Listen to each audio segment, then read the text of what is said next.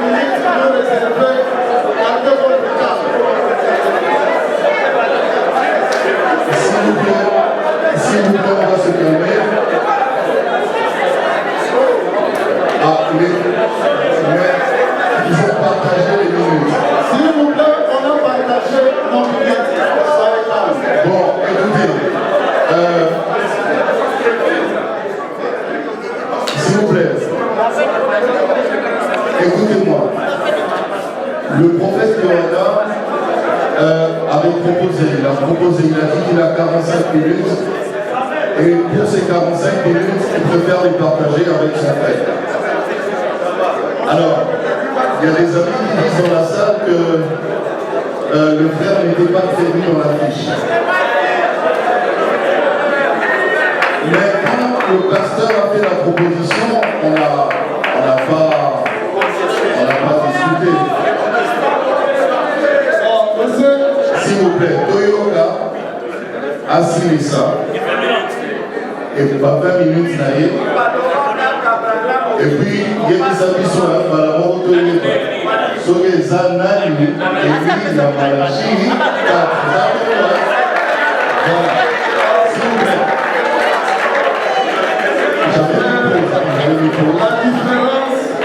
J'avais mis pour s'il vous plaît, on peut commencer? D'accord. La différence entre les semences de Dieu et les semences que nous appelons les semences de discorde, les semences de Dieu croient à tout ce que la parole dit. Et puis on va vérifier. Deuxièmement, la semence de discorde tord les Écritures. Et nous allons vous montrer. C'est très important les choses que nous disons. La Bible dit dans le livre d'Ecclésiaste ce qui était, ce qui est et c'est ce qui sera. Suivez-moi très très bien. Élie, le Tishbite, dont il a fait allusion, avant d'aller restaurer l'autel en Israël, Élie a fait un parcours. Parce que Dieu ne ramène que ce qui a été. Bon. Élie a fait un parcours, un chemin. Le parcours. Élie est allé dans un pays des nations. Cet esprit-là qu'on appelle Élie. Et le nom de ce pays-là, c'est Sarepta. C'est chez les nations. Lui, il a vu l'individu, mais nous voyons l'esprit de Dieu. Et cet esprit qui était dans l'homme qu'on appelait le Tishbite a été nourri dans le Torah de Kérit par le corbeau. Je ne sais pas si vous connaissez qui sont ces corbeaux.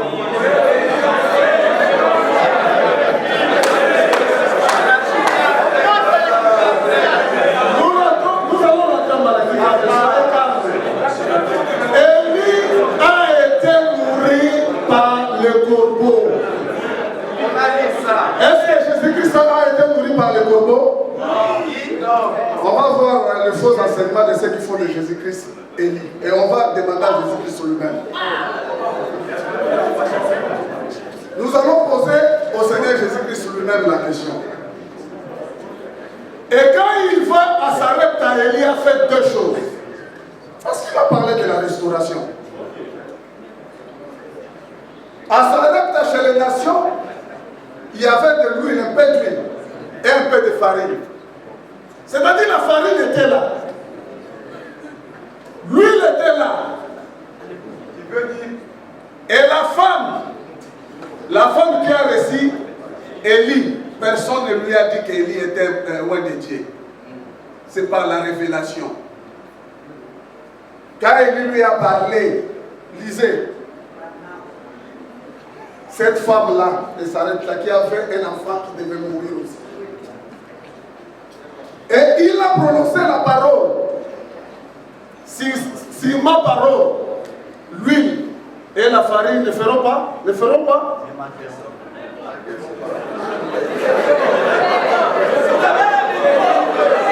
En d'autres termes, Élie n'était pas celui qui avait créé pour fabriquer cette farine-là. N'est-ce pas? Élie n'était pas celui qui avait parlé de cette histoire-là. La restauration, l'huile et la farine n'ont plus fini chez cette dame-là. Je reviendrai. Mais souvenez-vous que c'était avant la restauration de l'autel en Israël. Suivez bien, ouvrez, prenez la Bible.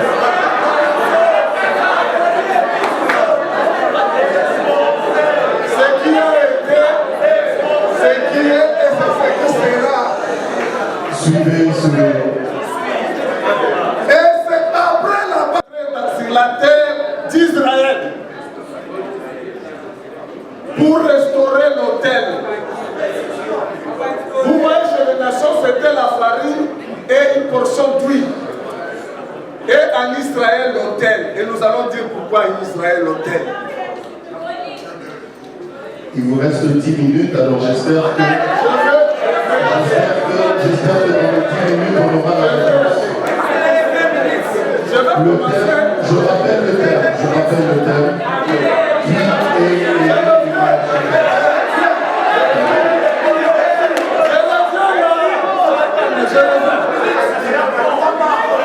Il y a un mensonge qui a été dit ici. Il y a un mensonge qui a été dit sur les livres de Malachie.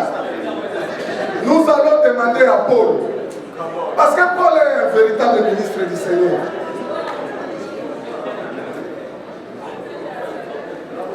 Demandons à Paul. Frère Paul, prenez Romains 9, 4. Celui qui trouve ça va, peut lire. Romains 9, 4. Soyez calme. On va lire ici ensemble. Romains 9, 4. On commence par cette écriture-là.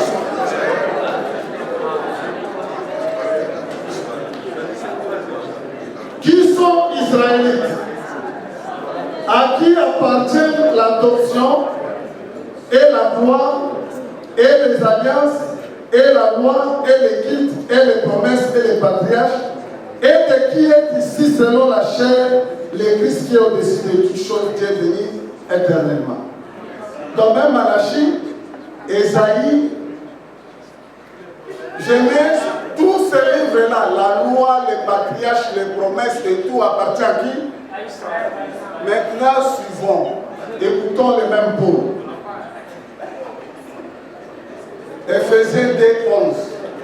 Prenez Paul, pas un faux prophète, pas un faux apôtre, mais un véritable apôtre et prophète du Seigneur.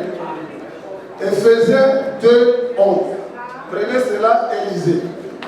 Ephésiens 2, 11. On lit.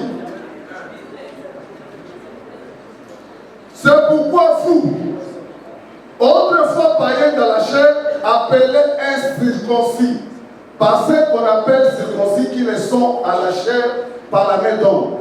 Souvenez-vous que vous étiez en ce temps-là sans Christ, privés du droit de citer en Israël, et étrangers aux alliances et quoi? Et la promesse sans espérance et sans Dieu dans le monde. Mais maintenant, Jésus-Christ, vous qui étiez jadis éloignés, vous avez été rapprochés par le sang de Christ, car il est notre Père. Lui qui t'était en a fait quoi? Lui t'était en a fait quoi? Si un farceur,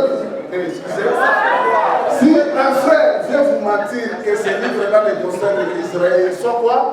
Anathème. Vous voyez que les promesses appartiennent, ces promesses-là, et les alliances, Paul, vous pouvez aller jusqu'en bas, nous appartiennent aussi. Amen. Ça c'est Paul. Deuxièmement, je vais revenir. Je rentre à Malachie 4. Malachie parle de tous les méchants et tous les hautains. Tous les méchants et tous les hautains sont seulement en Israël. Vous lisez même la Bible, mais vous ne voyez pas, vous êtes avec. Frère, lisons Malachie 4. On va aller petit à petit, Malachie 4. Tous les méchants, je vais d'abord vous donner ce que Paul raconte. Maintenant, rentrons dans Malachie 4. Et je vais vous dire ce qui est problématique ici chez mes frères, même ceux qui viendront après. Malachie 4. Il vous reste 13 minutes. Merci, c'est beaucoup d'ailleurs. Car voici le jour vient, ardent comme une fournaise, tous les méchants, suivez bien, tous les méchants seront comme du chaud. Les jours qui viennent les embrasera, dit l'Éternel des armées, il ne leur laissera ni racine ni rameau. Mais pour vous qui craignez mon nom, se lèvera le soleil de la justice, et la guérison sera sur ses épaules, sera sous ses ailes. Vous sortirez et vous sauterez comme les veaux d'une étape. Et vous foullerez les méchants quand ils seront comme de la sable sous la plante de vos pieds au jour que je prépare, dit l'Éternel. Écoutez, souvenez-vous de la loi de Moïse, mon serviteur. Suivez bien. Souvenez-vous de la loi de Moïse, mon serviteur, auquel, lisez bien, auquel j'ai prescrit en Horeb pour tout Israël. Qui était devant? Devant le prophète. Qui était devant le prophète? Je te parle à toi. Je dis, souviens-toi de la loi que j'ai donnée à Moïse pour, au lieu de dire pour toi, j'ai dit pour Israël. Vous ne lisez pas la Bible. C'est ça que je comprends pas, il ne voit pas. Souvenez-vous, lisez encore, je répète. Souvenez-vous de la loi de Moïse, mon serviteur auquel j'ai prescrit en Horeb pour tout Israël. Mais Israël avait la loi. Je viens de vous dire que les alliances et les promesses étaient en Israël. Ils avaient la loi. Et c'est eux qui étaient devant le prophète. Il dit, souvenez-vous de la loi que j'ai donnée en Israël, au lieu de dire que la loi que je vous ai donnée. Il ne voit pas. Et sur le monté, je leur ai parlé ici, j'ai dit tous les méchants et tous les hautains. Maintenant, voici les deux questions, là où je vais revenir et je vais les avoir tous. Quand le débat va être ouvert. Entre Malachie 4, 5 et Malachie 1-2. 4, 1-2. Quelle est la partie qui vient avant l'autre? Parce que cette question ici va déterminer toutes les fausses interprétations qui vont venir ici. Qu'ils ne comprennent pas ce livre. Deuxièmement, j'ai dit, on va faire le test, vous allez voir. Entre Malachie 4 et 5 et Malachie 1 à 2. Quelle est la partie qui vient avant? Alors, écoutez-moi maintenant bien. Et je vais aller pour vous montrer comment on va vous montrer le mystère. Prenez Ésaïe 20-26. Parce que nous parlons du jour de la colère. Et on va fixer cela. Ésaïe 20. Prenez Ésaïe 26-20, rapidement. Ésaïe 26-20 dit ceci. Va mon peuple, entre dans ta chambre et ferme la porte derrière toi, cache-toi. Pour quelques instants jusqu'à ce que la colère soit passée, car voici l'Éternel sort de sa demeure pour punir les crimes. Donc avant les jours de la colère dont nous parlons ici, parce qu'avant cette journée-là, doit d'abord cacher son épouse.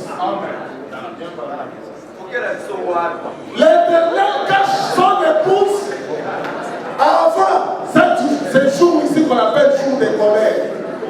Or, Élie vient avant ce jour-là. Vous voulez savoir où? Prenez Esaïe 34. Vous allez poser des questions après. Prenez Esaïe 34. Nous parlons avec nos Écritures 18.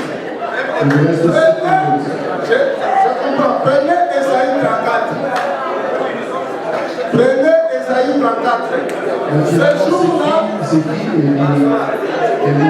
reviens par là. Je vais d'abord poursuivre. Esaïe 34, 18.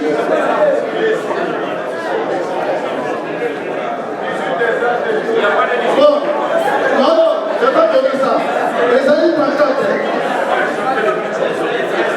Je vais donner l'écriture. L'écriture parle, s'il vous plaît. Soyez calme, je vais faire ça. Je vais faire ça. Esaïe.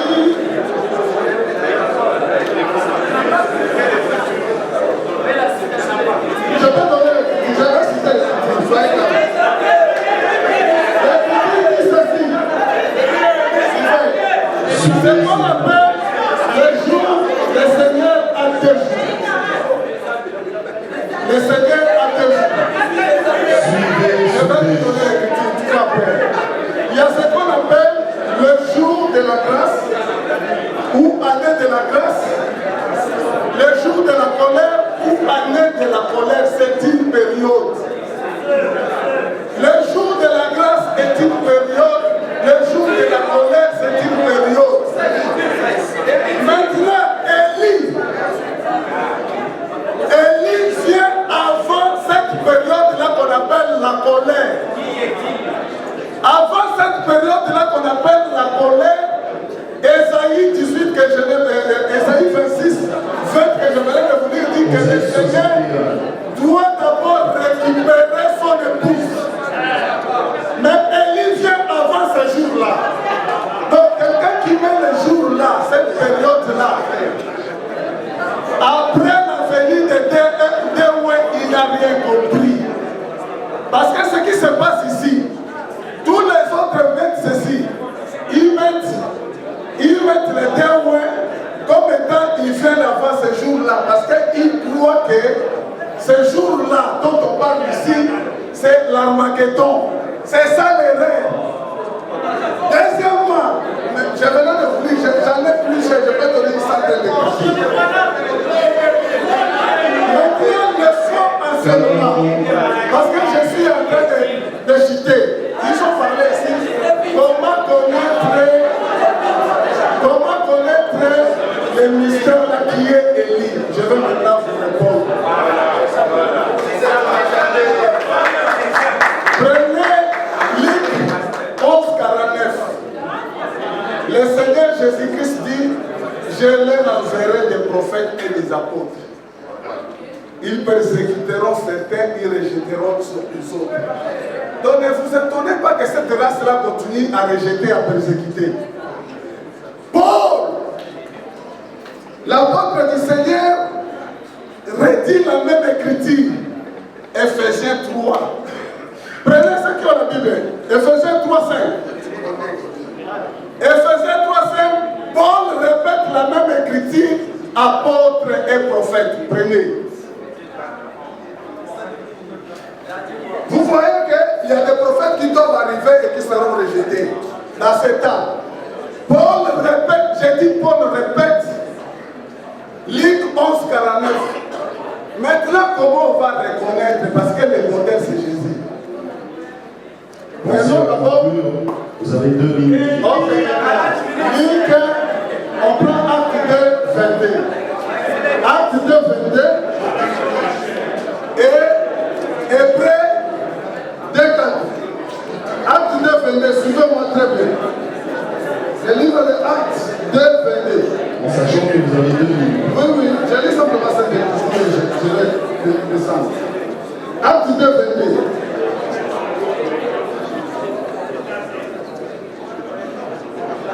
Homme israélite, écoutez,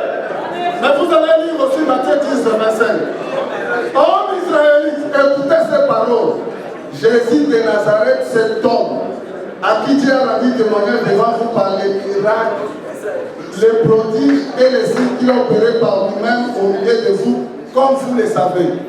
Dans le modèle de Dieu, c'est de cette façon, si Dieu rend témoignage par cette façon.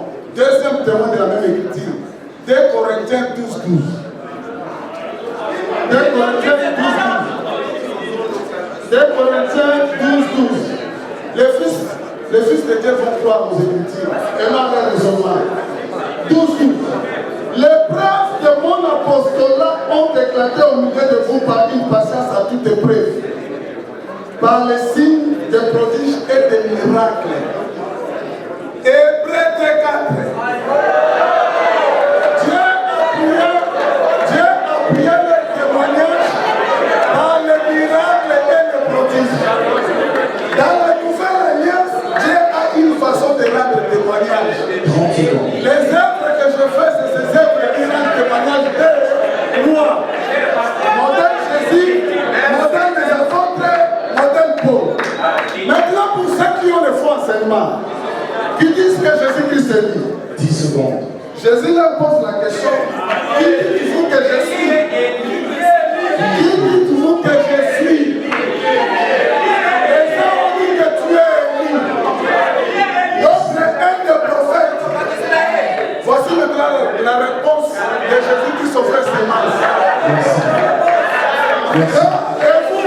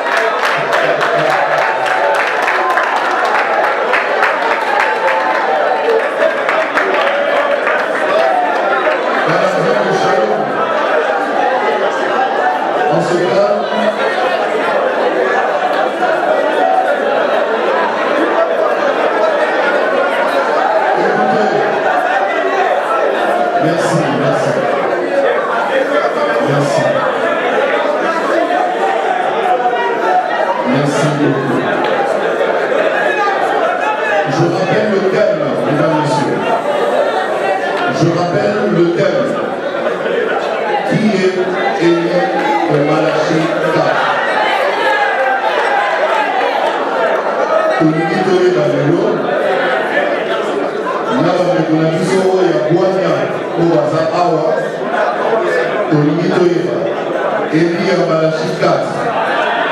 Est-ce qu'Azanaki, Azan Jean-Baptiste? Est-ce qu'Azan Jésus-Christ? Est-ce que Azan William Branham? Est-ce que Ezab a deux ou un tour à deux témoins? Tous les hommes de nous. Amen. Ah, vous avez compris au moins. Sorry. Pasteur Pierre-Emmanuel. Tous les excuses. Voilà.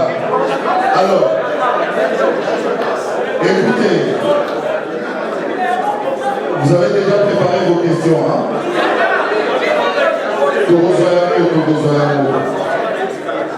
Alors, de comprendre que orateur il y a une bosso, à la Kisibiso était Eli, Yamalachi 4, et Zali Bongo à 2 témoins. L'un des 2 témoins.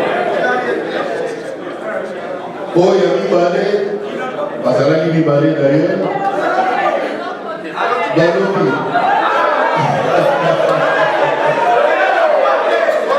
Balobi était les amis Bongo, Pierre Branham. Soyons tolérants, s'il vous plaît. Tolérance. Nous sommes en démocratie. Tolérance. Soyons tolérants. Et comme l'avait dit le pasteur Serge Mouliba, nous sommes ici pour apprendre. D'accord? Le faire aiguise le faire. Donc, nous connaissons en partie, nous prophétisons en partie. Donc, il y a des choses que tu penses connaître, mais c'est peut-être pas ça. Il y a quelqu'un d'autre qui va venir, qui va ajouter un plus à ta connaissance.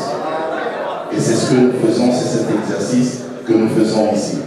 Mesdames, Messieurs, aidez-moi à accueillir le troisième orateur.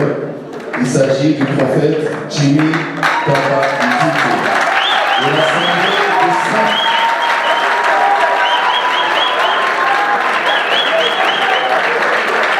Tu as bien fort, bien fort, bien fort. Bien fort, bien fort, bien fort.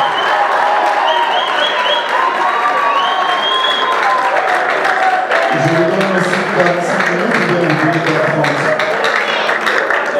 45? D'accord. Nous saluons tout le monde au Seigneur de Jésus. Également, je voudrais ajouter mon frère.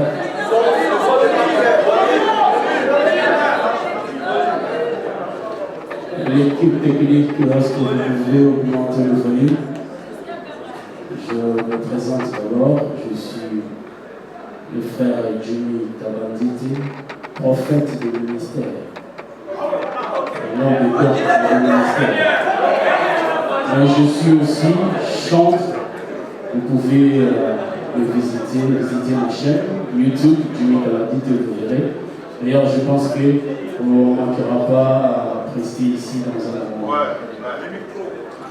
Je bénis d'abord les organisateurs de cet événement qui se sont sacrifiés, vraiment les héros d'alors que j'étais le nom. J'ai dit tout simplement que le Seigneur vous bénisse parce que ça a demandé des moyens. Et pour police qui a une vision, une vocation, je veux dire, internationale, de faire valoir la parole, ce qui est une très bonne chose. Que le Seigneur vous soit vraiment favorable et qu'il vous bénisse abondamment dans les Jésus. J'ai vu ici les gens passer avec des postures un peu rectangulaires. Je ne sais pas si je dois prendre les mêmes postures. Les sons, s'il vous plaît. L'équipe technique, est-ce que vous m'entendez? Est-ce que vous pouvez augmenter le volume? C'est bon.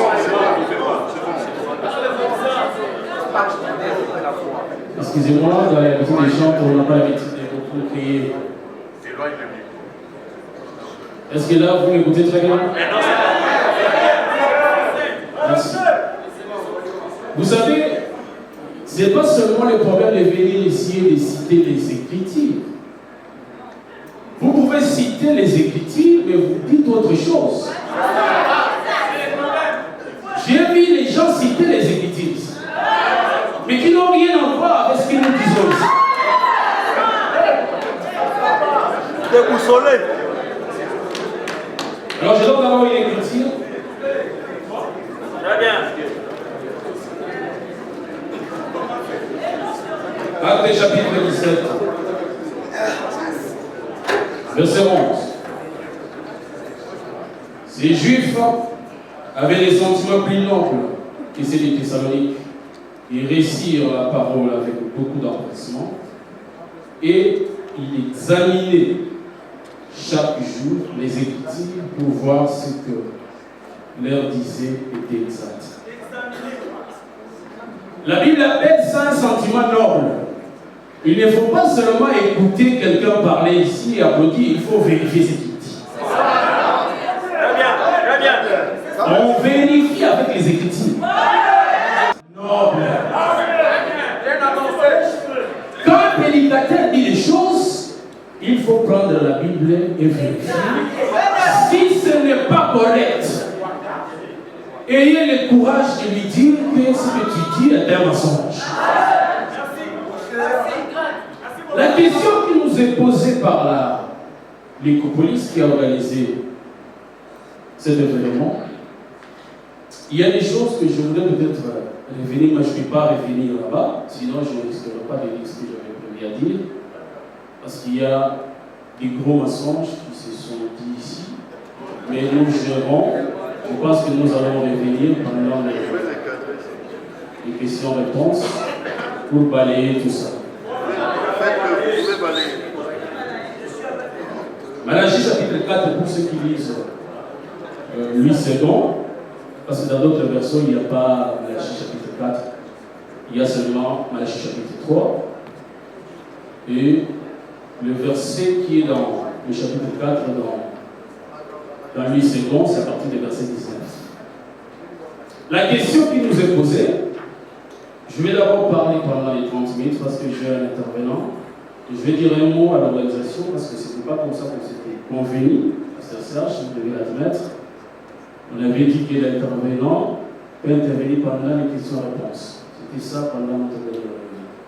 Mais je vais d'abord prendre les 30 minutes. J'ai un intervenant. Aussi pendant les questions-réponses, il va passer aussi pour nous. La question qui nous est posée, c'est qui est le lit de Malachie 4? Est-ce que c'est Jean-Baptiste? Est-ce que c'est un frère qui est né aux États-Unis?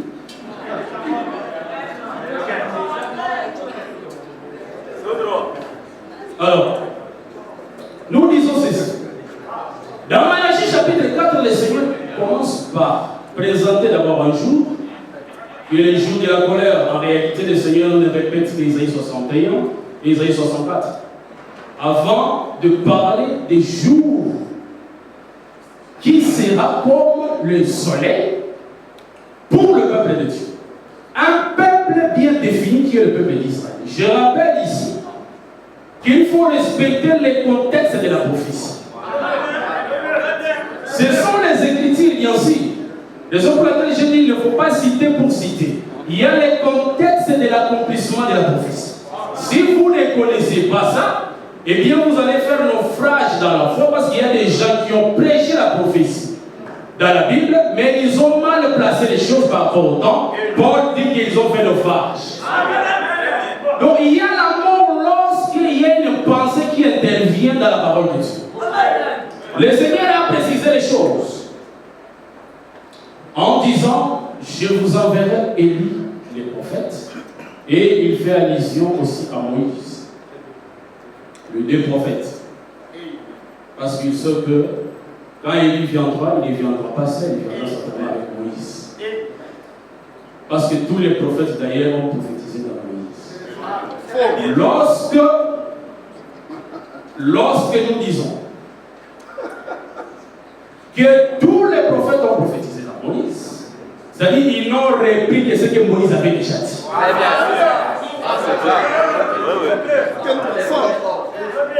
Dans la première alliance, nous n'avons qu'un seul prophète, qui est Moïse. Et le Seigneur dit que, souvenez-vous de Moïse, ce n'est pas pour rien que le Seigneur fait allusion à Moïse. Vous le savez très bien, le verset 11 de Pierre, chapitre 1, verset 1.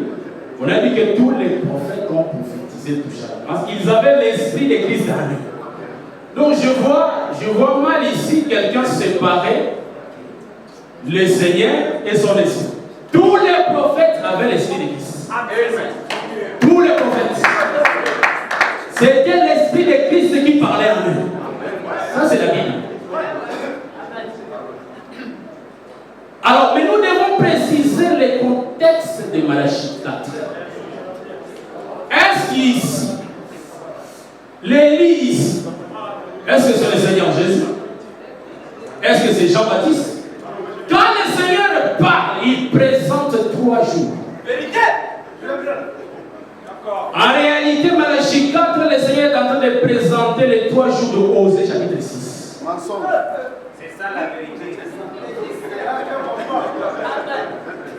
Dans Osée chapitre 6, verset 2, il est dit que mauvais jours.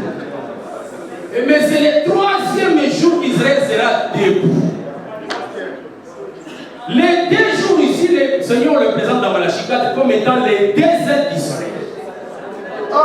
Il y a un soleil, mais qui aura des ailes. Et la guérison sera sous ses ailes.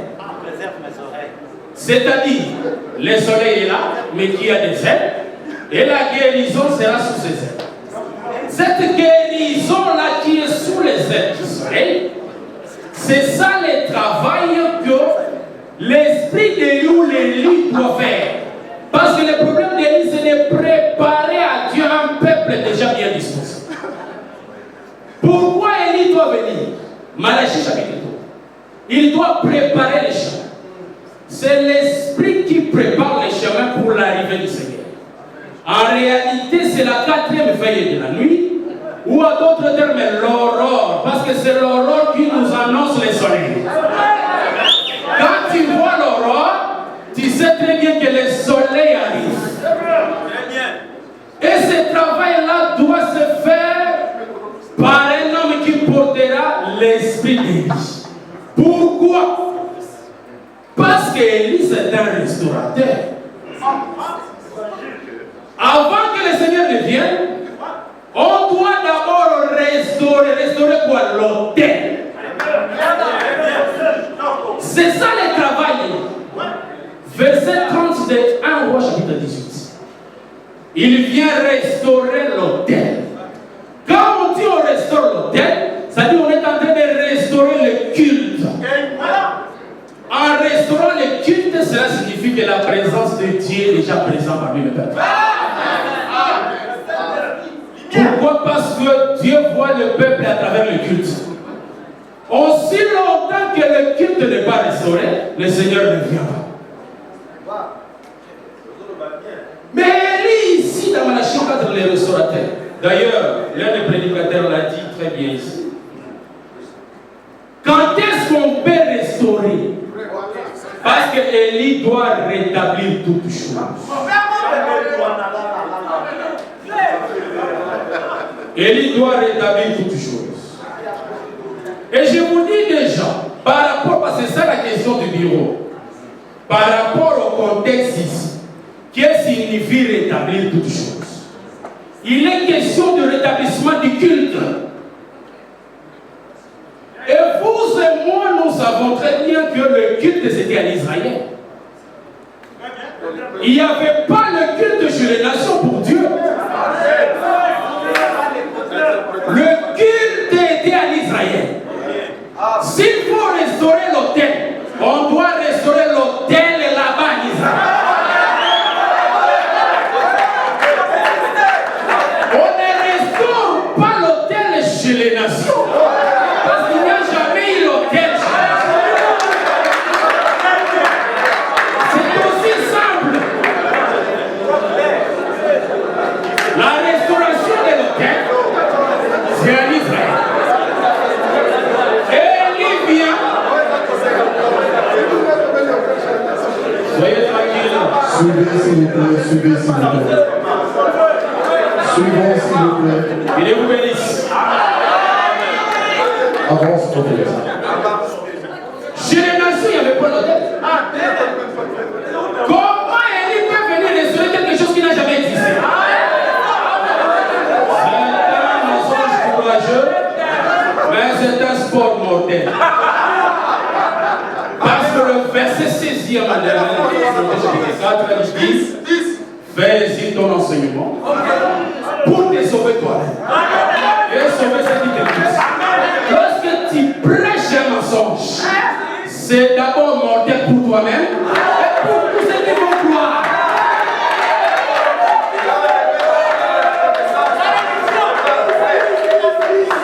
Dieu n'a jamais mis l'autel chez les nations. C'est-à-dire cette promesse ici ne concerne jamais l'Église et ne concernera jamais l'Église. La restauration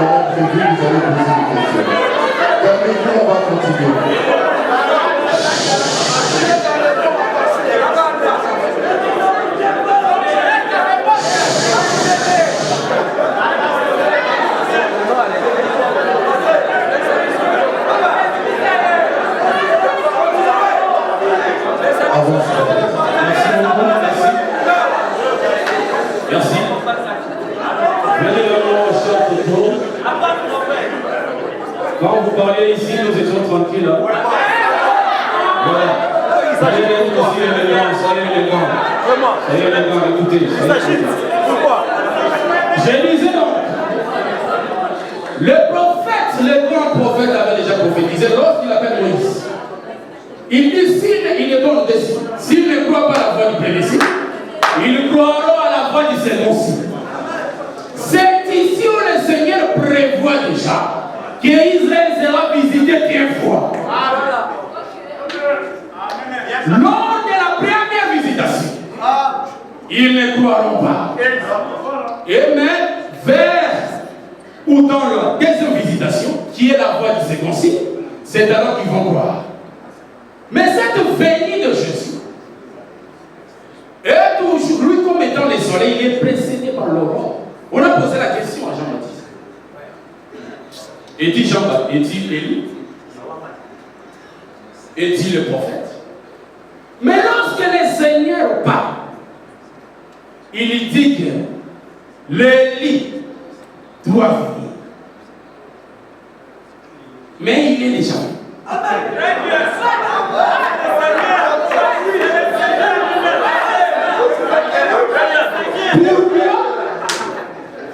Pourquoi Dieu n'a pas dit directement que il était déjà venu?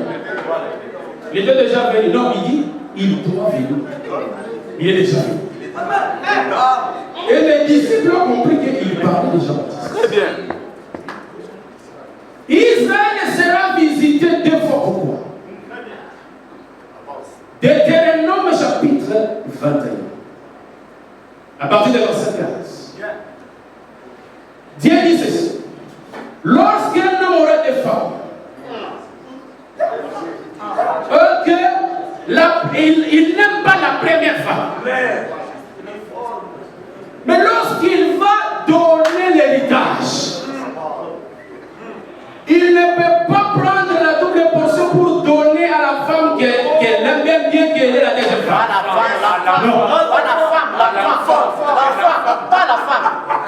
Pas la femme. Soyez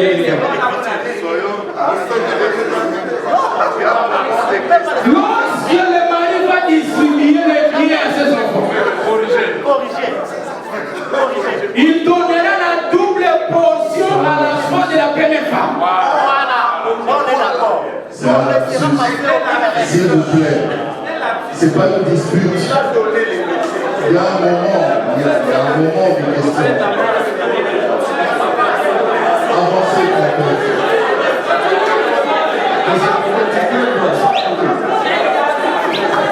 cet homme, lorsqu'il va donner l'héritage, les enfants de la première femme, il va donner la double portion. Je vois, pas les enfants. Je vois la femme. Et je voyais intellectuel, mais c'est Toto. Je vois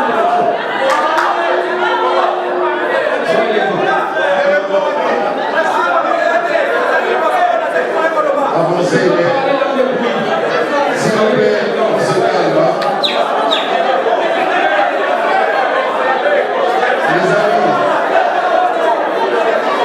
Les amis, si vous avez des questions, c'est à la fin. S'il vous plaît, mise au point. Il y a la partie questions-réponses. N'intervenez pas, ne réagissez pas directement. Ce n'est pas une dispute. On est dans un débat spirituel, mais aussi intellectuel. D'accord? Sinon, si vous n'avez pas dit ça va pas faire. Non, ça dit ça va pas faire. D'accord. Avance pas, frère, sous là. Il va perdre. Oui, j'ai récupéré. Je disais donc, l'homme, lorsqu'il va distribuer son héritage, il va donner la double portion au fils premier. Voilà, les versets j'avais déjà donné. Je vois Élie avec son disciple ici. Ils ont commencé la marche. Gilgal, Bethel, Jéricho. Ils vont traverser Jourdain. Arrivé à côté de Jourdain, c'est alors qu'Élie dit à Élisée, demande-moi tout ce que tu veux. Et Élisée, au lieu de demander autre chose, il lui demande une double portion de l'esprit de Dieu. Pourquoi? Pourquoi il n'a pas demandé de l'autre côté avant de traverser le Jourdain? Ils ont d'abord traversé le Jourdain, c'est alors qu'il va demander une double portion. Or, de l'autre côté du Jourdain, c'est le pays de premier. C'est la terre de premier. Là où Ruben, Manassé et Gad ont reçu l'héritage. Donc, lorsqu'on parle de double portion, c'est pour le premier-né. Or, Israël, c'est le premier-né de Dieu.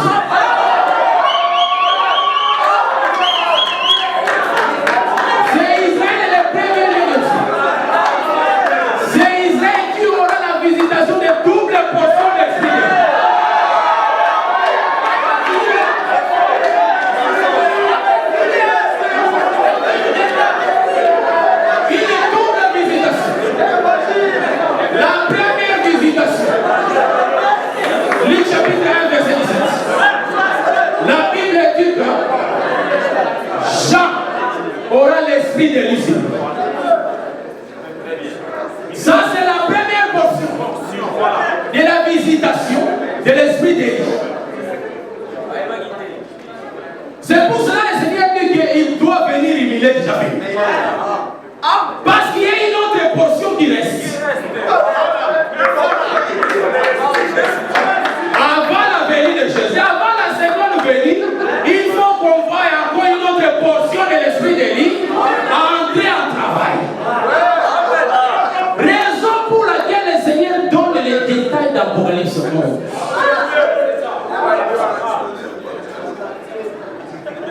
Les choses sont très bien détaillées. Il y a des choses, lorsque vous avez l'esprit de Dieu, il n'y a pas d'exercice à faire. Les choses sont très bien détaillées dans l'Apocalypse 11. Ici, nous sommes à la première moitié de la dernière semaine. Là où l'esprit de l'Élie vient pour préparer le peuple. Parce qu'il doit restaurer toutes choses. Toutes choses ici, c'est par rapport au culte. Et la preuve de cette restauration, de la deuxième portion de l'esprit d'Élie, c'est Apocalypse 14, c'est-à-dire les 144 000. Pour que tu voies que Élie a rétabli toutes choses, nous devons voir Israël être agréable devant Dieu. Or, les 144 000 c'est le prémisse. Le prémisse de quoi? Que Israël est déjà agréable.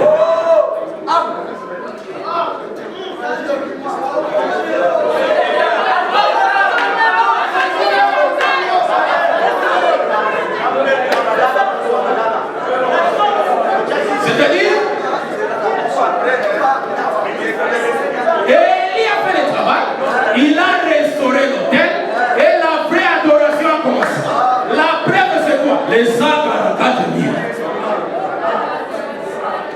Soyez une preuve que l'autel est restauré. Parce que lorsque le premier c'est son centre, la masse l'est aussi. C'est-à-dire Israël est déjà agréable devant Dieu. La restauration ne pas les problèmes de l'église. Pourquoi? Oui. Le Seigneur a donné un discours magistral. Dans Matthieu chapitre 16. Il dit, je bâtirai mon église. Moi-même, je le bâtis. Je la bâtis. Et les séjours des morts ne prévaudront point contre elle. Depuis que l'église a commencé sa marche, jusqu'aujourd'hui, cette église n'a jamais sombré.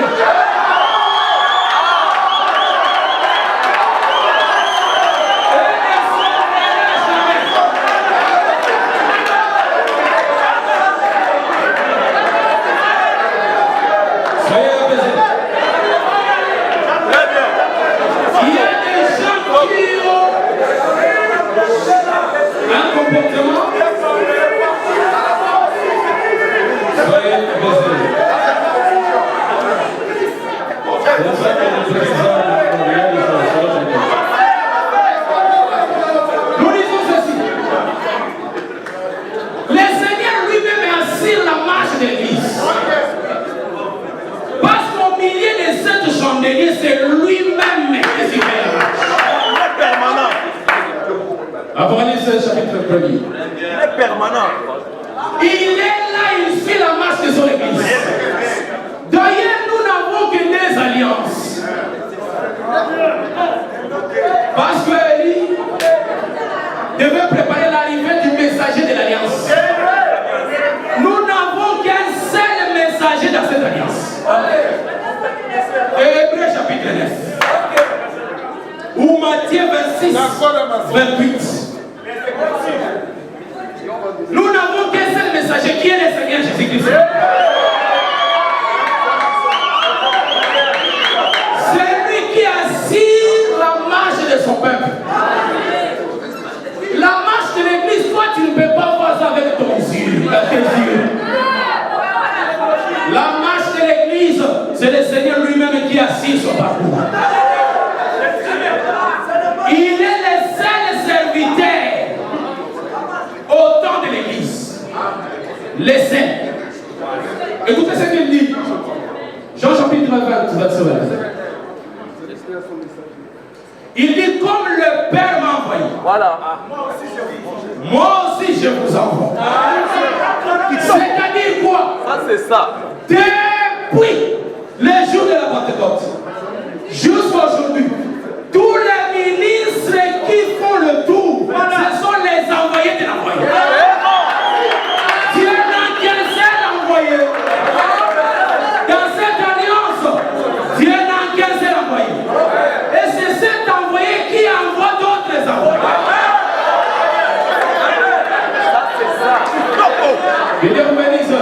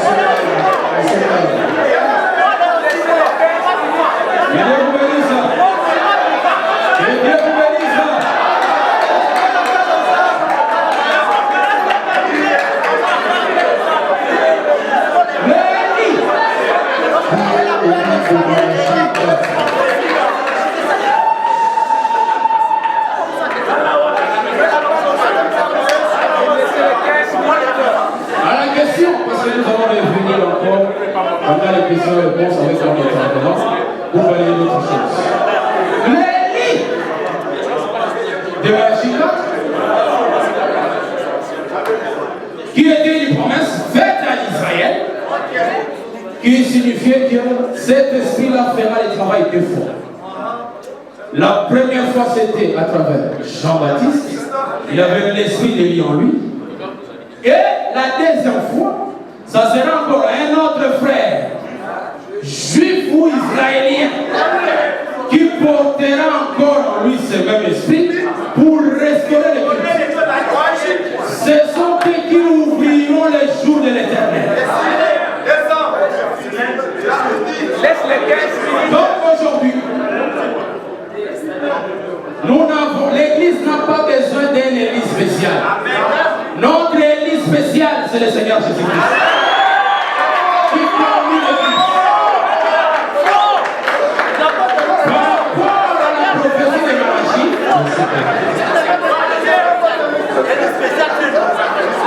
Par rapport à la prophétie de Malachie, cet Élie-là, je l'ai déjà dit, Jean-Baptiste est un frère juif, viendront faire le travail à Israël. Après l'enlèvement de l'église.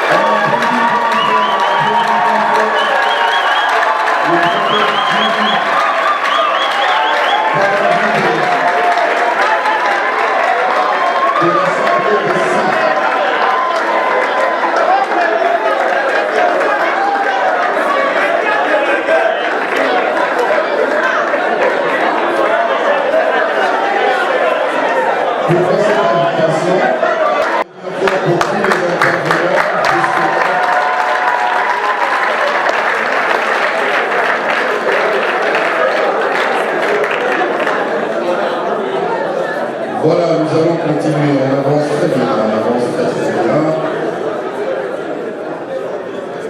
Il nous reste encore deux intervenants, mesdames et messieurs.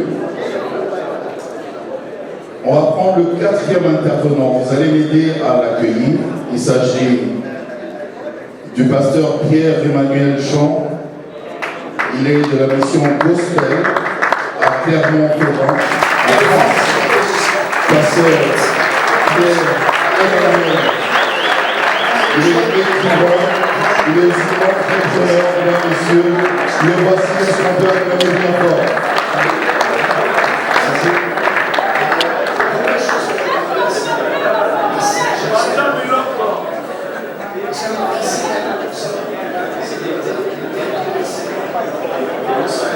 Voilà, il a 30 minutes.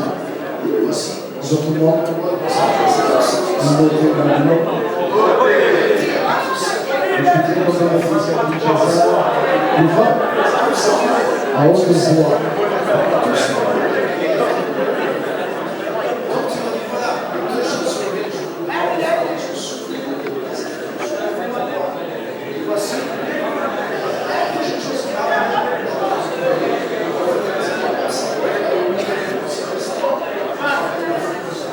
Donc bonjour à tous. Je suis très content d'être avec vous. Beauté d'habillage. Donc c'est ma deuxième fois à Kinshasa. Et j'étais très ému la première fois que je suis venu ici à Chaudos avec le patriarche Charles l'évangile de Jésus-Christ. À côté de dans l'ombre de cet homme de Dieu, c'était tellement fort. Et je suis très bien reçu ici à Kinshasa. Et comme je rends grâce à Dieu pour le peuple de Dieu, pour son amour de la parole de Dieu. Est-ce que je veux vous dire quelque chose? Même si ce débat est chaud, mais en France, il n'y a pas de débat comme ça, c'est pourquoi? Parce que personne ne sait qui est Malachie chapitre 4, personne n'est au courant, parce que les gens, excusez-moi, mais les gens s'en foutent tellement de la Bible qu'il n'y aurait personne qui serait venu. Donc je veux louer le Seigneur pour le peuple congolais parce que vous avez l'amour de la parole. Alléluia. C'est parce que vous êtes le peuple de la Bible. Vous êtes pas passionné. Pourquoi vous réagissez? Parce que vous avez des convictions, vous avez la parole de Dieu qui vous anime. Et ça, c'est une base, c'est un trésor précieux. Et je rends grâce à Dieu pour chacun de vous et pour la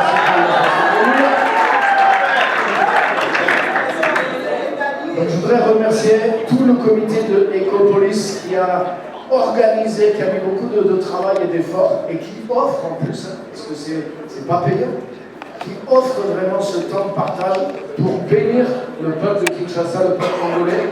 Merci à eux, merci de m'avoir invité, merci de m'avoir fait confiance. Merci au pasteur Moulega, au pasteur aussi qui m'a invité. Et c'est vraiment un plaisir. Et je rends grâce à Dieu et je vous remercie. Et je voudrais qu'on acclame pour toute l'organisation du travail.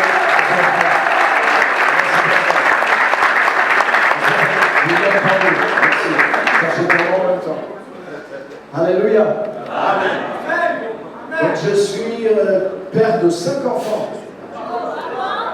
Pas mal, les 5 ministères sont dans ma famille.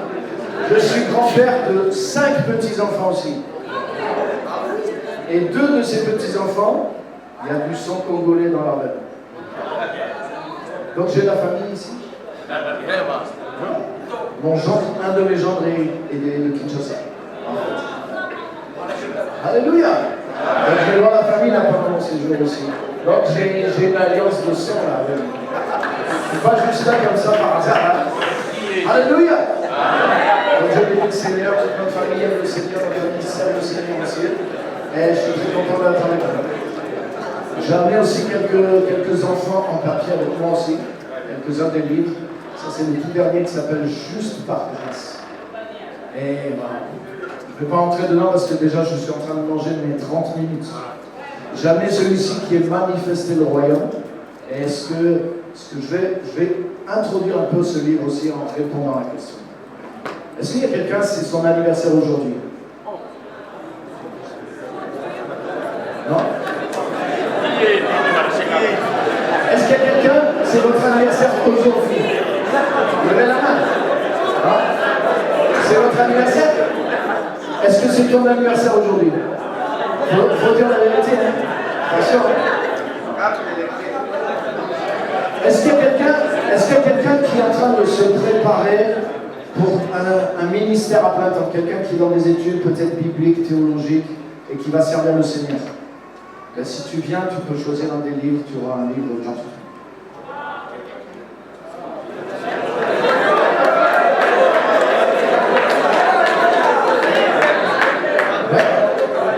Est-ce que vous avez entendu? S'il y a quelqu'un qui se prépare bibliquement, théologiquement, si tu viens là, tu auras un livre gratuit. Si tu viens là, si tu restes à ta place en levant la main, tu n'auras pas de livre gratuit.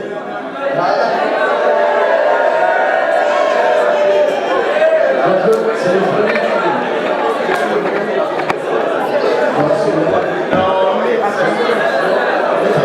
C'est juste le premier qui sont venus. Les 3 premiers.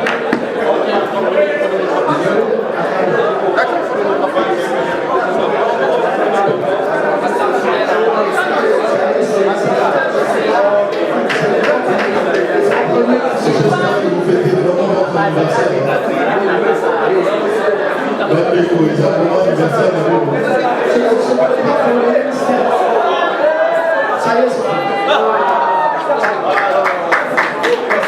Merci pour le cadeau. Alléluia. Est-ce que vous êtes prêts pour la parole? Oui. Ouais. Allez, on y va. Alors, on va y aller directement sans détour. Déjà, je voudrais féliciter tous les orateurs parce que c'est pas facile. Hein? Ils ont eu le courage de défendre leur position. Malgré des fois la tempête qui était là. Donc, félicitations à tous ceux qui ont défendu toute la connaissance biblique, l'amour de la parole de Dieu et défendre vos convictions. Vraiment, je voudrais qu'on acclame pour tous les orateurs. Acclamons-les tous qui ont le courage de défendre la position. Et ça mérite l'acclamation. Alléluia. Amen. Donc, je vais répondre en quelques points et en quelques minutes, je vais essayer de répondre, en tout cas avec mes convictions, à la question qui a été posée, qui est les livres Malachi. Et la première chose que je voudrais dire, c'est la sagesse de la parole de Dieu. Parce que les versets qui nous concernent, c'est les derniers versets de l'Ancien Testament. On est d'accord? Voici, souvenez-vous de la loi de l'Ancien. C'est comme si Dieu savait en réalité, il y a 4 siècles entre la fin de l'Ancien et le début du Nouveau. C'est comme si Dieu savait que pendant tout ce temps, le peuple allait être un peu... Donc tu leur dis, voilà, les 2 choses sur lesquelles je vous demande de faire attention. Souvenez-vous des Écritures, souvenez-vous de la loi. Et voici, voilà, la prochaine chose qui va arriver. Je vais vous envoyer le prophète Élie. Ça veut dire, même si quelqu'un avait oublié tout l'Ancien Testament, tu te rappelles la fin de l'histoire. Non. Et la fin de l'histoire, c'est souviens-toi de Moïse. Et voilà, je vais vous envoyer le prophète Emmanuel. Et puis quand tu ouvres le Nouveau Testament, si on l'ouvre dans l'évangile de Marc, je vous lis les premiers versets de l'évangile de Marc. Voici le commencement de l'évangile de Jésus-Christ, Fils de Dieu. Conformément à ce qui est écrit dans les prophètes, voici, j'envoie mon messager devant toi pour te préparer le chemin. C'est la voix de celui qui crie dans le désert, préparez le chemin du Seigneur, rendez ses sentiers droits. Jean parut, il baptisait dans le désert en prêchant le baptême de repentance pour le pardon des péchés. Toute la région de Judée et tous les habitants de Jérusalem se rendirent vers lui, reconnaissant publiquement leurs péchés. Ils se faisaient baptiser par lui dans l'eau du Jourdain. Jean portait un vêtement en toile de chameau et une ceinture de cuir autour de la taille, et il se nourrissait de sauterelles et de miel sauvage. Moi, je pense que la Bible a été écrite pour qu'on la comprenne. Amen. Et je pense que, oui, il y a des choses complexes dans la Bible, mais je pense que la majorité des choses sont simples, parce qu'on en a besoin.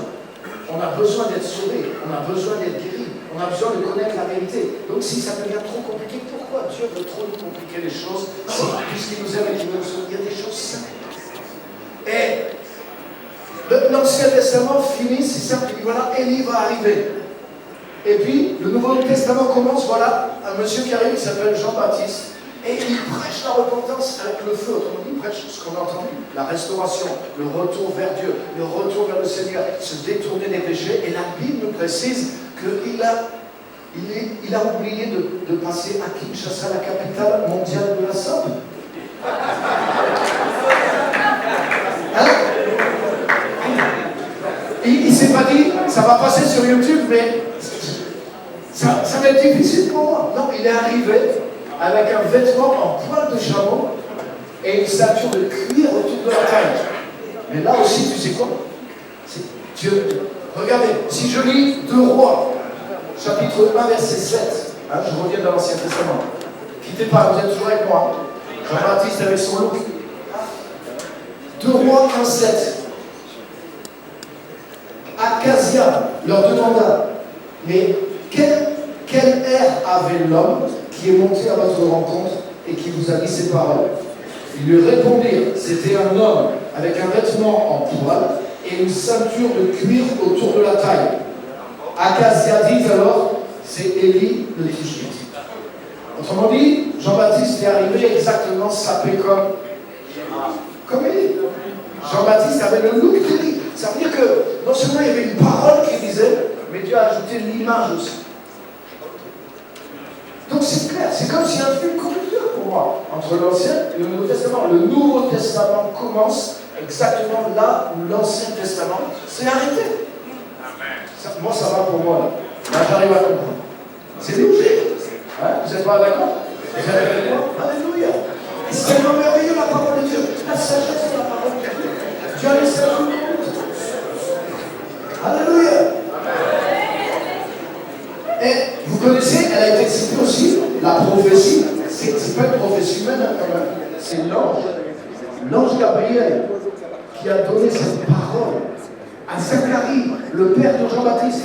Je lis Luc 1, versets 13 à 17. Mais l'ange lui dit, n'aie pas peur, Zacharie, car ta prière a été exaucée.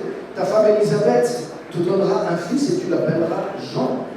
Il sera pour toi un sujet de joie et d'allégresse, et beaucoup se réjouiront de sa naissance, car il sera grand devant le Seigneur. Il ne boira ni vin ni boisson alcoolisée. Il sera rempli de l'Esprit Saint dès le ventre de sa mère. il ramènera beaucoup d'Israélites au Seigneur leur Dieu. Il marchera devant Dieu avec l'esprit et la puissance d'Élie pour amener le cœur des pères vers leurs enfants et les rebelles à la sagesse des justes, afin de préparer pour le Seigneur un peuple. Donc là, c'est la prophétie qui reprend la prophétie. C'est clair encore. Hein, on a déjà la prophétie, on a le son, on a l'image. Et là, on a une prophétie qui actualise la prophétie de Malachie et qui l'attribue à Jean-Baptiste. Déjà, c'est plus solide là. Et ce n'est pas une prophétie humaine, c'est Gabriel. Et à cause même que le papa ne croit pas vraiment que sa femme va tomber enceinte, à cause de ça, Gabriel dit, mais je suis Gabriel. Tu ne crois pas? À cause de ça, désolé, tu vas perdre la parole, ça viendra de dire des bêtises pendant quelques mois, jusqu'à la naissance, et tu verras que ce que je te dis va s'accomplir littéralement. Donc ça veut dire que la prophétie, dans la prophétie, elle s'est accomplie aussi, tout aussi, littéralement. Pour moi, c'est ça, la théologie biblique, elle doit être simple, elle doit être... Il y a une icône, elle est simple pour moi. Alléluia. Et maintenant, à la loi et au témoignage, à la loi, au prophète. Ok, je suis d'accord avec tout ça, c'est vrai. Et si vous voulez, on peut décortiquer la Bible et on peut rester là. Ah, merci. Merci, alléluia. Mais maintenant, quelque chose d'encore plus simple. Regardez, comment commence, par exemple, Épître aux Hébreux, chapitre 1er, verset 1er. Après avoir plusieurs fois parlé de nombreuses manières à nos ancêtres, par la loi et par les prophètes, Dieu, dans ces temps qui sont les derniers, nous avons déclaré ce Fils. Lequel, les amis, il y a une chose simple, une manière de comprendre la Bible. Par exemple, même Jésus dans Luc 24, commençant par Moïse et tous les prophètes, il leur expliqua dans les Écritures tout ce qui le concernait. Même quand on a vu tout à l'heure le magnifique passage, la transfiguration de Moïse et Élie, qui représentent la loi des prophètes, ils apparaissent dans la gloire, mais vous savez quoi? Ils discutent avec Jésus de ce que Jésus doit accomplir à Jérusalem.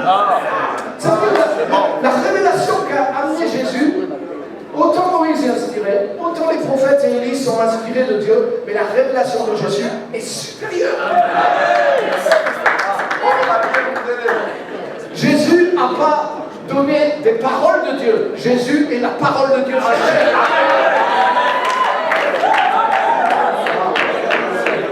Et les amis, la Bible est simple. Qu'est-ce que dit Jésus lui-même sur Jean-Baptiste? Matthieu chapitre 11, à partir de verset 16. Vous êtes prêts? Et vous allez voir, les amis, écoutez bien parce que moi je vais tous vous piéger.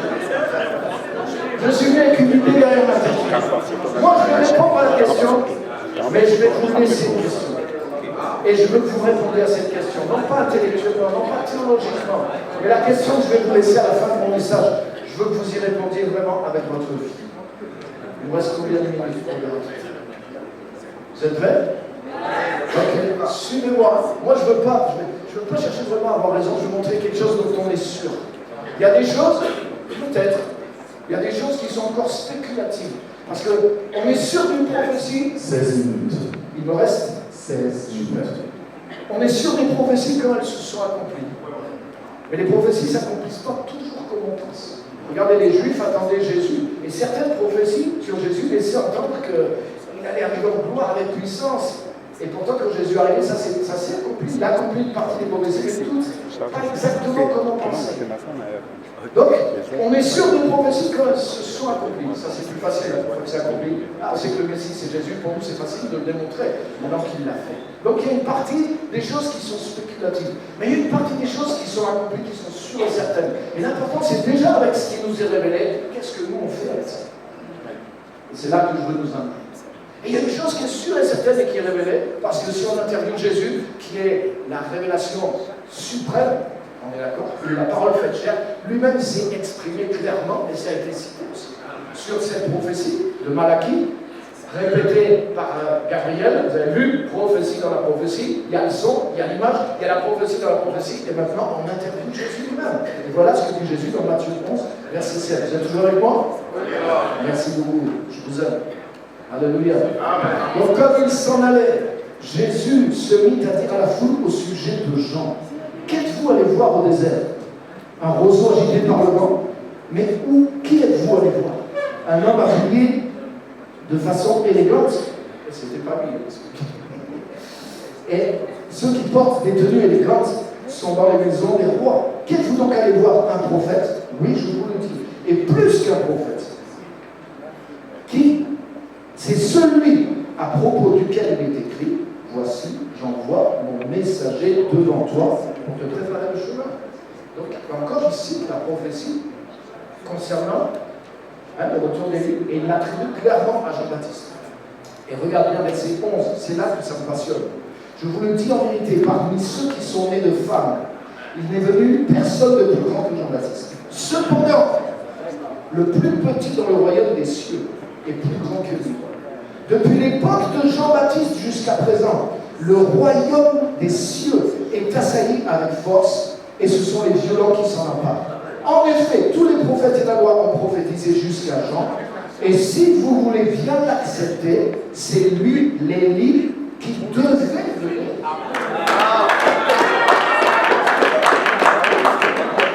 Que celui qui a des oreilles pour entendre.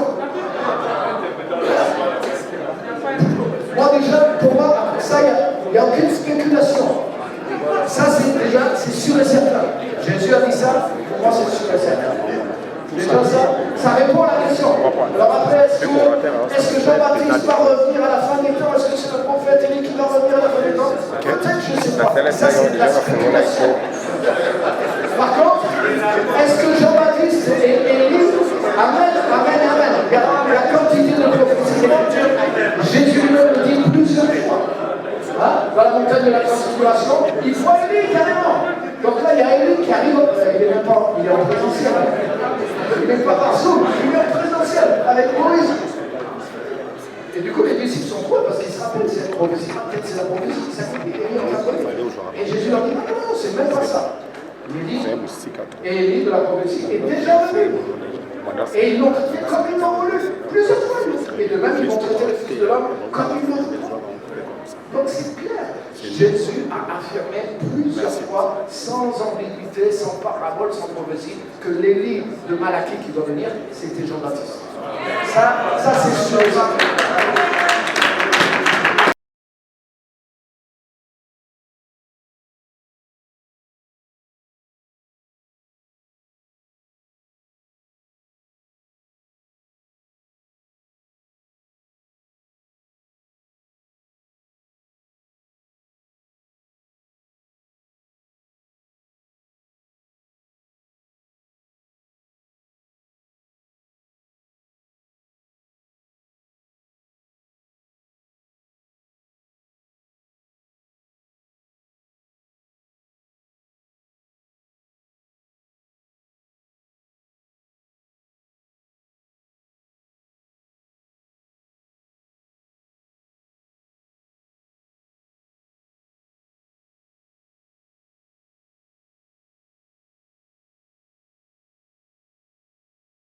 Les prophètes ont subsisté jusqu'à Jean, mais à partir de Jean, c'est le royaume de Dieu qui a commencé. Et ce sont les violents qui s'en emparent. Et la vraie question, Jean et Élie, oui, Jésus dit, mais non seulement il est l'Élie, mais il est plus que ça. Il est le plus grand de tous ceux de l'Ancien Testament, plus grand que lui-même, plus grand que Moïse, c'est ce que Jésus dit. Mais il dit, toutefois, la loi et les prophètes. Autrement dit, tu as vu Malachie?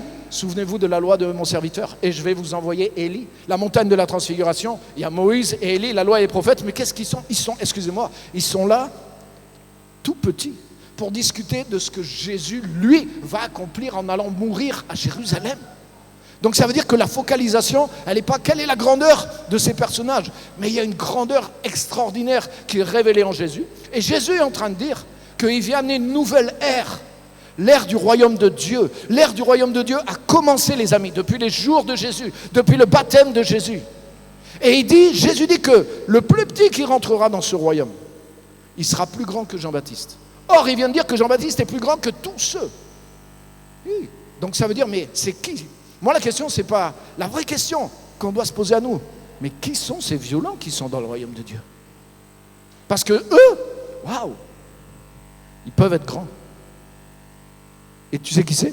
C'est chacun d'entre nous. On peut naître. Jésus dit, si quelqu'un est né de nouveau, il est rentré dans le royaume de Dieu. Ça, c'est la question.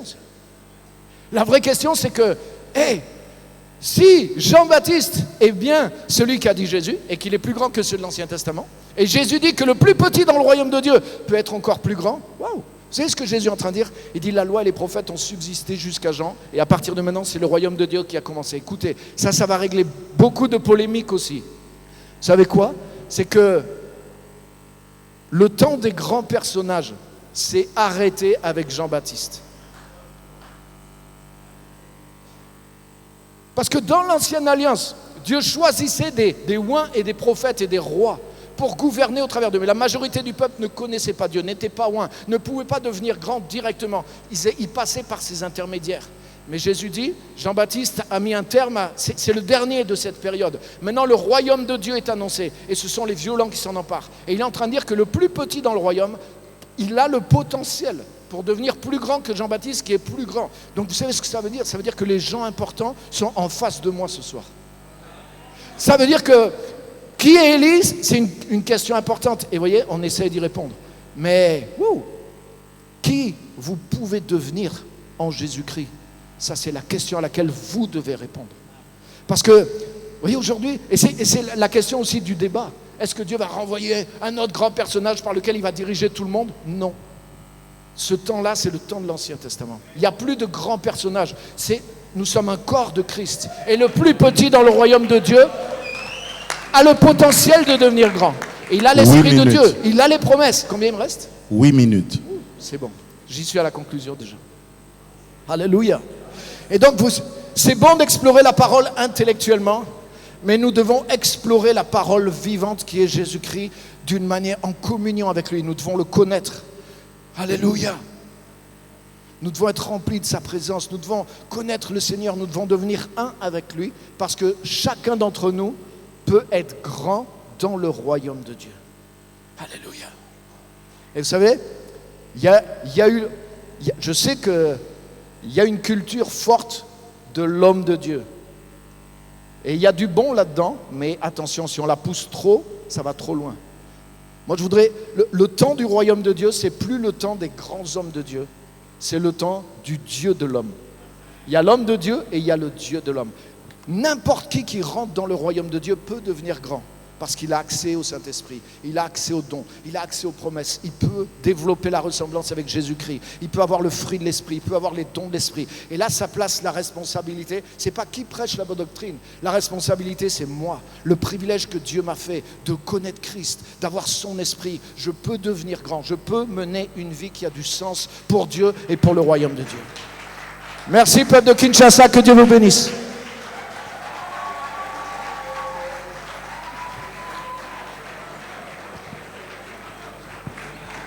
Est-ce qu'on peut acclamer bien fort? Merci. Merci, pasteur Pierre-Emmanuel. Merci beaucoup. Les amis qui nous ont accompagnés tout au début de la conférence. Donc, ils vont revenir ici pour nous emballer un petit peu dans la louange et l'adoration. La louange surtout. Le dernier orateur, mesdames, messieurs, il s'agit du professeur Élie Célestin Mbouyamba. Pendant qu'il avance, on acclame pour le Seigneur.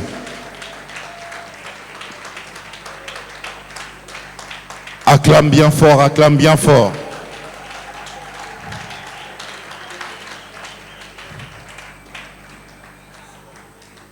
Attention à la tête.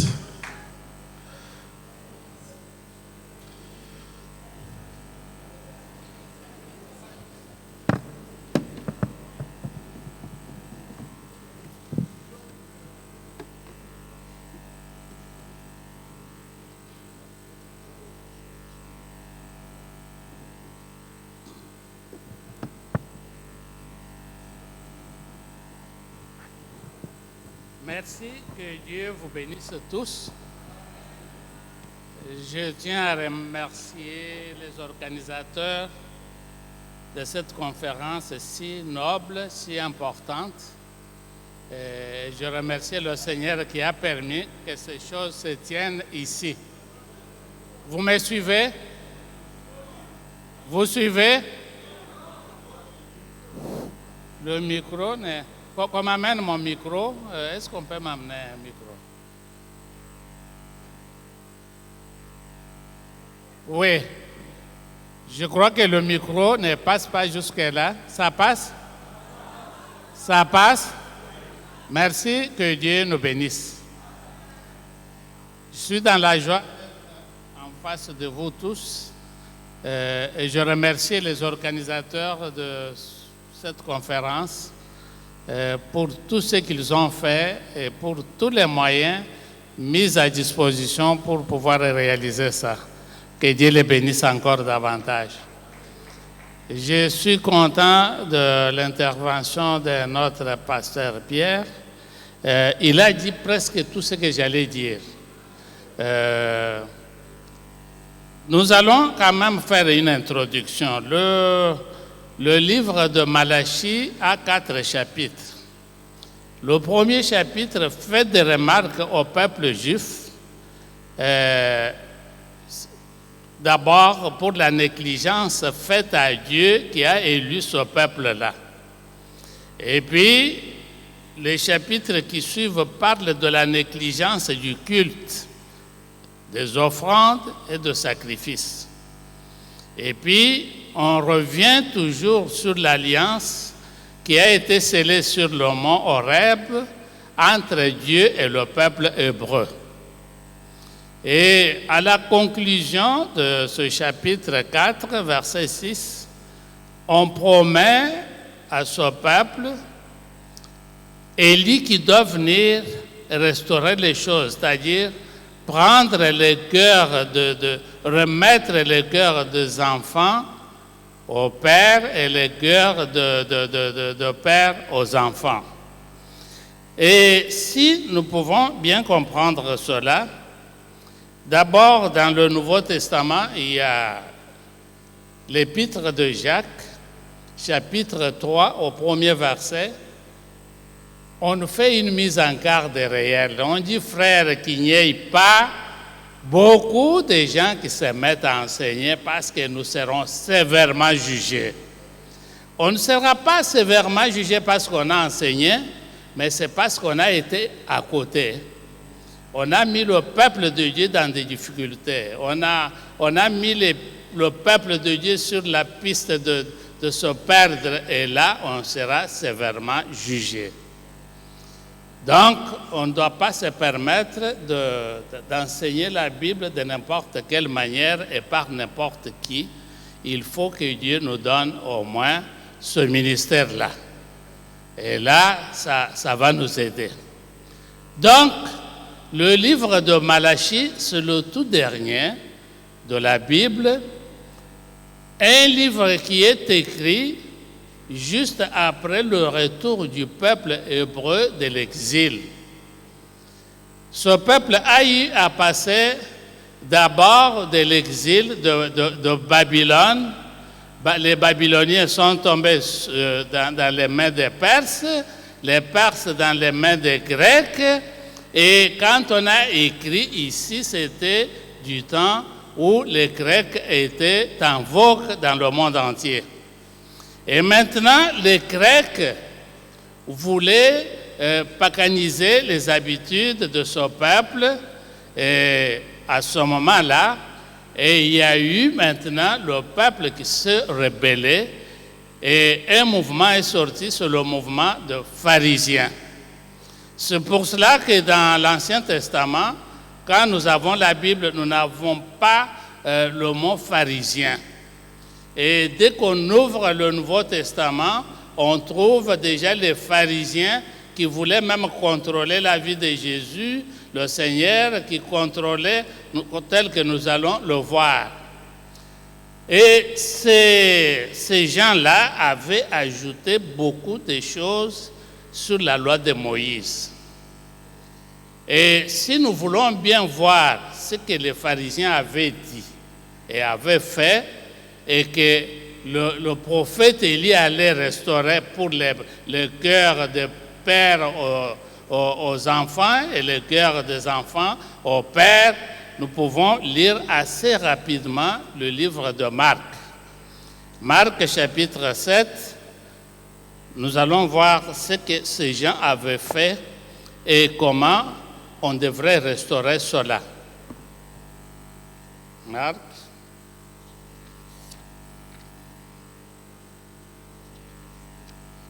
Je vais vous lire ça assez rapidement. Marc chapitre 7, nous sommes au du verset 8 à 12. Ça, c'est le Seigneur Jésus qui parlait. Vous abandonnez le commandement de Dieu et vous observez la tradition des hommes. Il leur dit encore, vous anéantissez fort bien le commandement de Dieu pour garder votre tradition. Car Moïse a dit, honore ton père et ta mère. Et celui qui maudira son père ou sa mère sera puni de mort. Mais vous dites, si un homme dit à son père ou à sa mère, ce dont j'aurais pu t'assister est corban, c'est-à-dire une offrande à Dieu, vous ne le laissez plus rien faire pour son père ou pour sa mère. Et le Seigneur continue à dire que vous anéantissez la parole de Dieu, ce que Moïse vous avait donné. Peuple de Dieu, au moment où le Seigneur Jésus était né, les pharisiens avaient une grande force. Et avant qu'il soit né, c'était les pharisiens. Mais maintenant, à ce qui concerne la question qui nous est posée, qui est Élie? Le Seigneur Jésus avait déjà répondu tel qu'on nous l'a présenté par le pasteur François. Donc le Seigneur avait déjà répondu à ça comme nous le voyons. Comme le Seigneur nous parle. Nous sommes dans Matthieu chapitre 11, versets 9 à 15. Qu'êtes-vous donc allé voir un prophète? Oui, vous dis-je, et plus qu'un prophète. Car c'est celui dont il est écrit, voici, j'envoie mon messager devant ta face, pour préparer ton chemin devant toi. Je vous le dis en vérité, parmi ceux qui sont nés de femmes, il n'en a point paru de plus grand que Jean-Baptiste.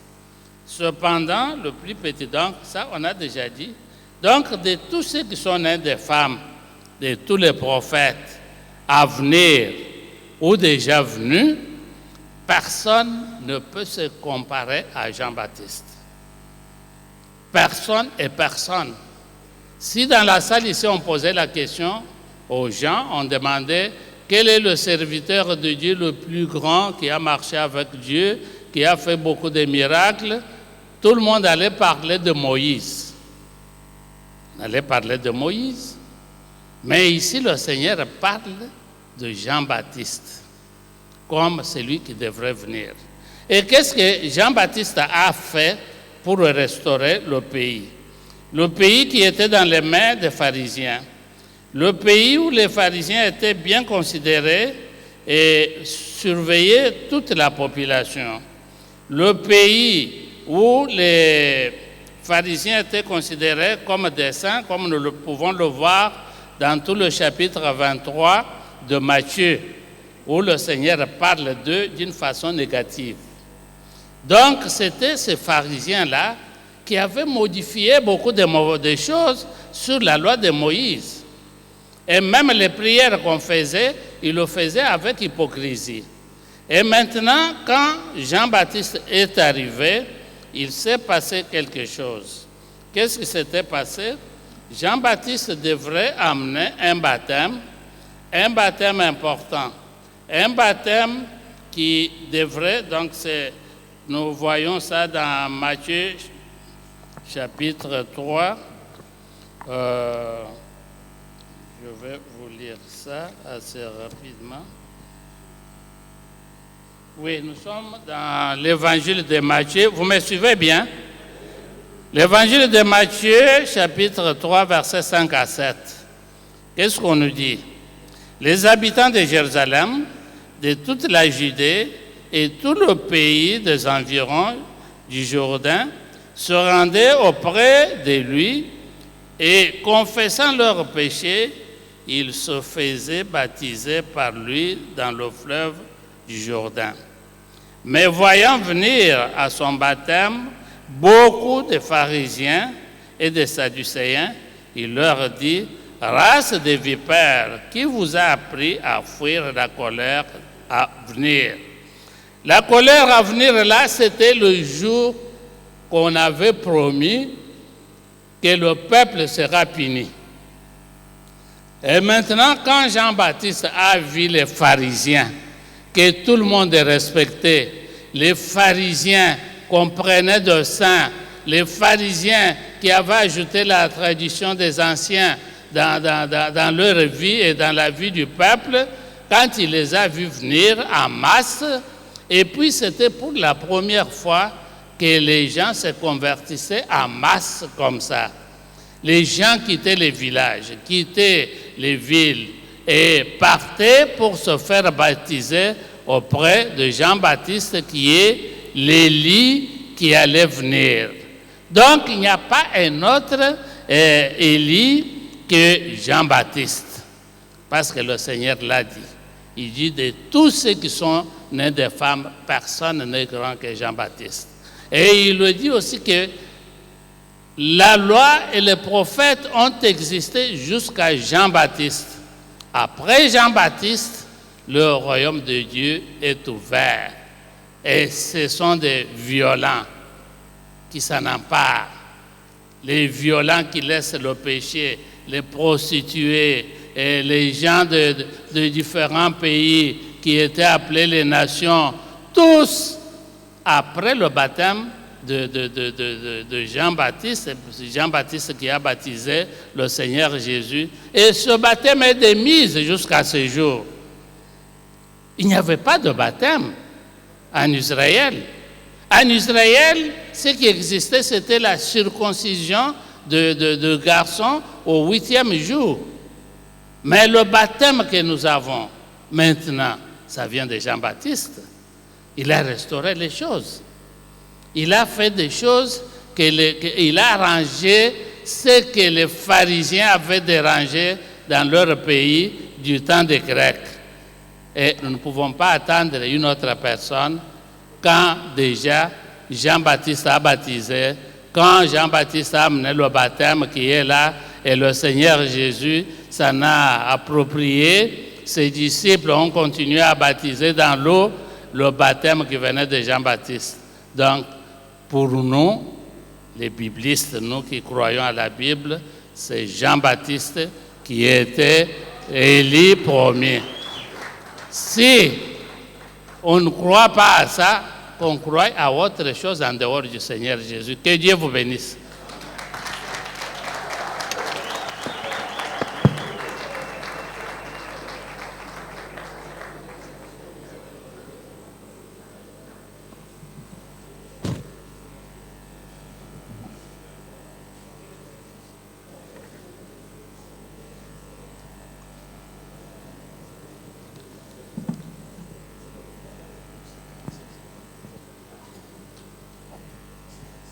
Alléluia.